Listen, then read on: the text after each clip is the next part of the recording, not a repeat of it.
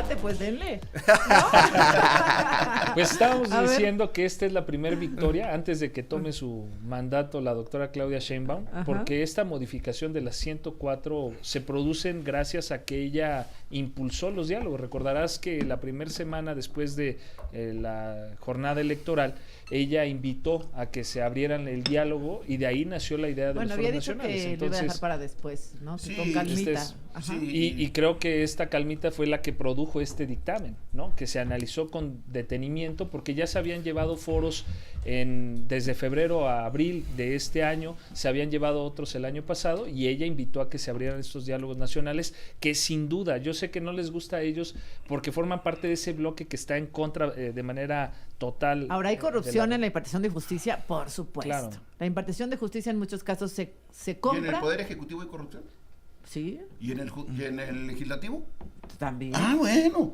Pues no se resuelve matando al niño. No, me refiero a que sí hay una necesidad de que limpiemos de corrupción, de nepotismo, de influyentismo, el Poder Judicial. Es decir, no lo estamos defendiendo, al menos yo, a capa y espada, ¿no? Porque sabemos casos terribles. No, la reforma es urgente. El tema es qué tipo de reforma, y eso creo que ese no. Es el punto. Y también que este gobierno, cuando requiere el bisturí, mete el machete, ¿no? Y entonces, pues eso creo que no tiene tanto sentido. Mocos, te corta el dedo. Adiós con la uña, ya arreglé la uña. Oye, que metes, fíjate, que en lugar de bisturí, machete. No, al contrario, si uno analiza, es una reforma muy bien trabajada, muy bien pensada, todos los detalles se están cuidando, repito, lo de el respeto a los derechos laborales, que era algo importantísimo. Ahora vemos lo del paro, nos parece un error de cálculo. ¿Dicen que no estarán mal informados? Yo creo que sí, están siendo utilizados.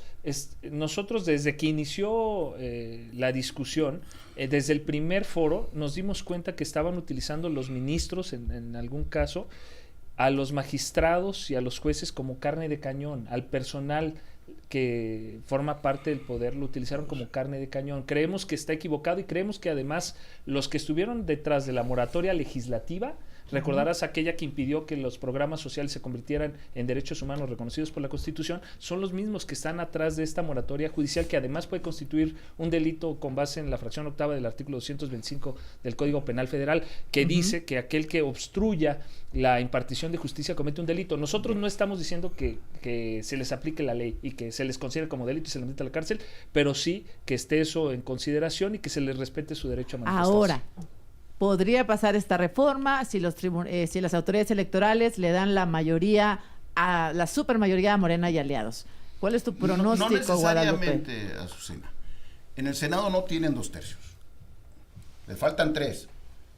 Anda el rumor de que los quieren comprar, ya ves, democráticamente. O los presionas o los compras. Pero no tienen, si la oposición se porta digna, no habrá 2 tercios en el Senado de la República y estas cosas no sucederán. Ustedes no van a tener los votos necesarios. O sea, no en el es cierto Senado. que el pueblo les dio los 2 tercios en las 2 cámaras. Se puede construir el acuerdo, porque también, digo, el PRI que está haciendo con sus senadores, los está corriendo, ¿no? Como sucedió con Malio. Entonces, ¿cuál comprar? Ellos mismos están en contra de sus propios miembros. Tú estás recogiendo a los que están ahí. Manuel anunció que votaría en contra de la reforma judicial. Y que se queda en el PRI además. Creo que hay argumentos suficientes para incluso convencer a senadores dentro de la oposición de que esta reforma es lo mejor para el pueblo de México. O sea, ¿tu proyección es que no va a pasar? Que no debe de pasar, y espero que en el Senado, quienes recibieron 24 millones de votos mexicanos, que tienen el mismo valor que los que votaron del otro lado, los votos no se pesan. No pesan más los votos de Morena que los votos de los ciudadanos que votaron por una opción distinta, MC o PRI, PAN, PRD. Los votos son exactamente igual. Esos ciudadanos, que son 24 millones de mexicanos, tienen derecho a estar representados en las reformas constitucionales. No se puede ni se debe de modificar la Constitución por capricho de una sola fuerza política, máxime que ese partido sacó solamente el 54.7% de los votos en las urnas. Con el 54.7% hablan como que son dueños de todo el pueblo, del 60% que votó. O sea, el 38% de los ciudadanos votó por ustedes y el 62% no votó por ustedes. No pueden hablar a nombre de todos. Y esas son las reglas del artículo 54 constitucional. Ninguna fuerza política puede tener más de 300 diputados. Y ese fue un pacto que hicimos para precisamente, como la Constitución es la casa de todos, tiene que ser un acuerdo con todas las fuerzas políticas. Pero no lo van a que tener dice porque la ustedes lo traen por partido. Es que la Constitución es muy clara, no dice fuerza política, y es donde en esas confusiones de términos es donde se mete la trampa. La Constitución dice ningún partido político puede tener más de 300 diputados. No se Con ese cumple. argumento solamente MC tiene diputados de representación proporcional. Con la fracción primera del 54, MC es el partido más afectado con el tema de la sobrerepresentación. Sacaron más del 10% de los votos y le están dejando solamente el 5% del 11 nos están bajando al 4.8%, y creo que esa es la lucha. Pero ustedes fueron los únicos que presentaron candidato los único. 200, sí, al menos en 200, no en los 300, pero le exige la Constitución que en 200 distritos uninominales se lleve candidaturas uninominales. Yo creo que es la lucha por la representación justa, Azucena. Es decir, porque justo cómo se leen las reglas es importante para que se represente en las cámaras. Tiene que ser lo más fiel al voto de la ciudadanía. Lo que hizo Morena y aliados se llama una transferencia de votos que es ilegal. Está en la ley prohibida, y también esto, ¿para qué lo hace? Para hacer un fraude a la Constitución, y me explico. Lo que hacen es, por el convenio de coalición, decir, este distrito le toca al PT y este le toca al Verde, sí, en distritos en los que el PT y el Verde tuvieron menos del 5%. Pero dicen que hubo un convenio con Sí, el claro, INE. hay un del que tú convenio sabrás, previo. ¿no? Mira, Guadalupe es especialista en esto.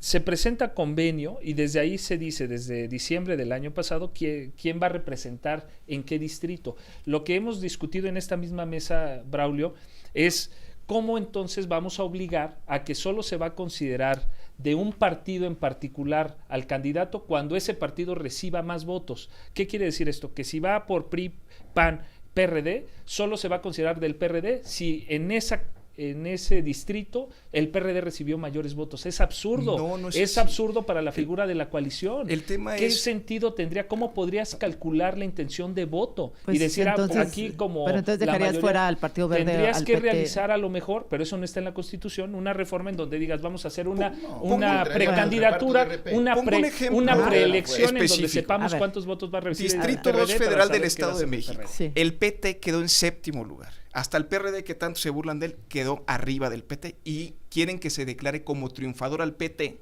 porque así está en el convenio de coalición. ¿Desde Entonces, cuándo estaba? el convenio de coalición ¿Y quién es un ganó en acuerdo. realidad ahí? ¿Morena? No, el tema es eso. ¿Qué representa el triunfo uninominal? Sí. ¿Lo que Ajá. vota la gente en la urna?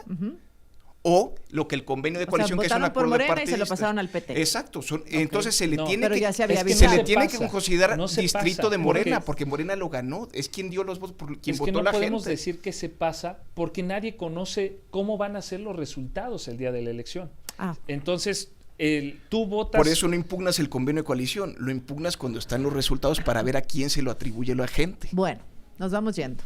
Me da pena, pero ojalá que podamos volver a platicar. Lo hemos hecho ya contigo 2 miércoles. Están invitados si es posible, porque creo que la gente seguimos sin entender, ¿no? El número y la Constitución y tal. ¿Qué puede hacer el ciudadano? ¿Qué representa para el ciudadano que un solo partido tenga todo el poder? ¿Es bueno? Tal vez. ¿Es malo? No lo sé. Lo platicamos la próxima vez. 1 minuto para cerrar, Guadalupe, si eres tan amable. Sí, muchas gracias, nada más.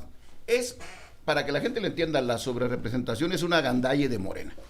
Con el 54.7% de la votación que le dieron los ciudadanos, quieren tener el 75% de la Cámara de Diputados. Y que la oposición, que tuvo el 42% de la votación, solamente tenga el 25%. Una diferencia en urnas de 13 puntos, la quieren hacer de 50. Eso es indefendible. Nunca ha sido así. Mienten cuando dicen que antes se hacía así. Si me dan un solo ejemplo donde un partido haya tenido 75%, una fuerza política, coalición, 75%, yo me retiro de este caso. Pero no tienen un solo caso. Mienten. Nunca se ha hecho así desde 1996 a la fecha. Braulio. Bueno, hay una distorsión electoral indudable que quieren justo pasar de ese 54 al 74, 58, digo, votación nacional emitida, lo que sea, pero es llegar a un punto que no es, digamos, imaginable. ¿Y por qué es esto? Porque lo que tenemos que hacer es que se refleje lo que la gente vota, y este sistema no lo está dando. ¿Qué pasa? Si hay una distorsión electoral, se hizo en el 2015 por el PRI, les gustó muchísimo a Morena y ahora lo están haciendo igualito o más, o mejorado, pero lo que están haciendo es prácticamente manipular el voto ciudadano para subrepresentar a Morena y que les den más pluris de los que se merece, de acuerdo, y todo esto violando los límites constitucionales, porque la Constitución lo que busca es que haya pluralidad democrática, y lo que Morena está haciendo con estos artilugios es darle la vuelta a lo que establece la Constitución, y eso es delicadísimo. Braulio López de MC. Israel Zamora, cerramos contigo. De Mira, Morena. lamento recordarle a Braulio que lo respeto, pero MC solo ganó un distrito de los 300. El ¿Cuál- PT ganó PT 0 y le no? quieren ¿De dar qué están 38. hablando? ¿De qué están No, el hablando? PT ni uno. Entonces, El PT ninguno. decirte, Adelante. decirles, miren, el sistema mexicano democrático tiene una herramienta maravillosa para juzgar si Morena está haciendo el agandalle que aquí se denuncia. Y eso es en las próximas elecciones. Si nos estamos equivocando, el pueblo nos va a juzgar. ¿Qué sabemos? Que el pueblo mexicano salió a votar por el Plan C, que era precisamente tener las 2/3 partes en Cámara de Diputados y en senadores para realizar las reformas constitucionales que estuvieron boicoteando por mucho tiempo, por decenas de años, la oposición. Bueno, pues gracias a los tres. Gracias, Guadalupe Acosta Naranjo, Israel Zamora, Braulio López. Gracias y bienvenidos siempre. Gracias por a estar Susana. acá.